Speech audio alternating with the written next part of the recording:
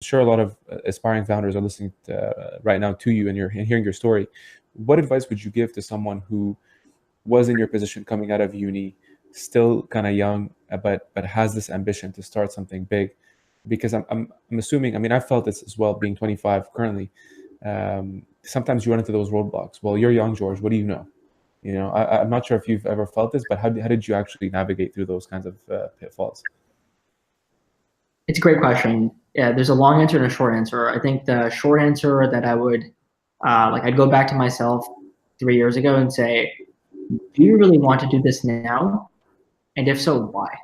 Because there's like been a couple of, we are just talking about this at dinner last night in our kind of management dinner.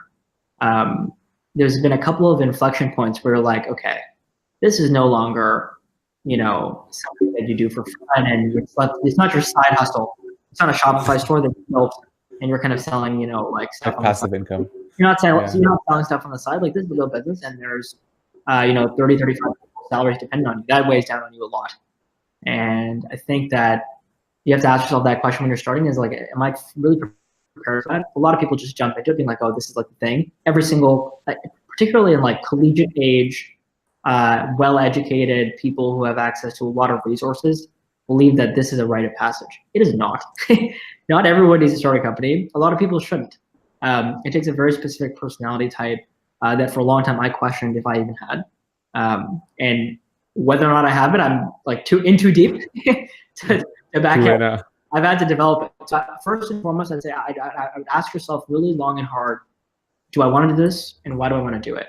And a lot of the reasons that people cite are, in my opinion, not good enough to take on this level of risk and responsibility.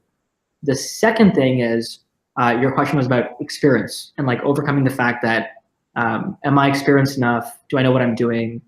Am I going to be the least intelligent person in the room? I think that you solve that in one of two ways. You start to surround yourself with people who are way smarter than you, know what they're talking about. And for a while, that actually works. And you learn a lot from people, and kind of the curve goes up. And then you realize that actually, there's something really awesome about naivety to a certain extent. And by not being jaded and not having had 10 experiences that are the same, you actually are open to a lot more new ideas, and you're very receptive.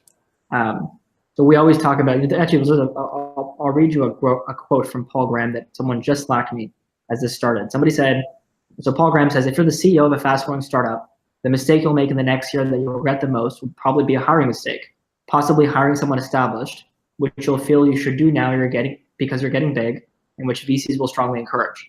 Not saying you should never hire anybody established, you'll probably have to eventually, but your need for them is not as urgent as your fear or your VC's claim. And that really stuck with me. Literally just as you were starting this call, that came up on my screen. I'm like, oh, that's kind of cool. Mm-hmm. So there's a optimism and I'm going to get everything and anything done at all costs that comes with naivety that sometimes pushes impossible into possible. That's a great answer. That's a great answer. I'm kind of curious. How old are you now? I'm 22. You're 20. 22. Wow, that's insane, man. Okay, well, first of all, kudos to you, dude. I mean, I always get this to me. Like, someone this morning was like, "Oh, man, you look like you're early 30s." Yeah. I'm like, yeah, it's the beard, buddy. Beard. But that's amazing, man. Really good on you. I was just clean shaven this morning. Okay, that's why. So you look a little. There you go.